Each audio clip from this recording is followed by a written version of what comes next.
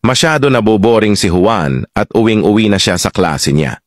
Pagkaraan ng ilang minuto dumating na ang kanilang guro.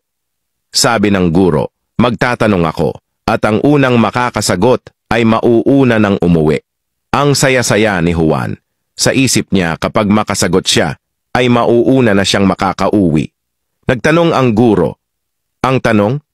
Sino ang nagsabi ng ang hindi magmahal sa sariling wika ay higit pa sa mabahong isda? Naunang nagtaas ng kamay ang kanyang kaklase. Ma'am! Ma'am! Sabi ng guro. Sige, Pedro, ano ang sagot? Sagot ni Pedro, Jose Rizal.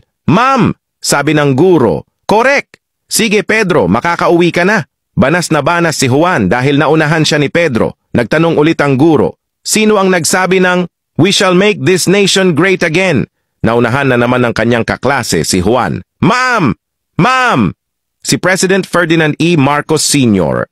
Galit na si Juan dahil naunahan na naman siya ng kanyang kaklase.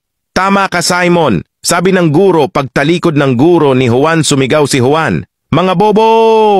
Nagulat ang guro at ang sabi, sinong nagsabi nun? Sagot ni Juan, Ma'am! Si Larry Gadon! Babay mga classmates!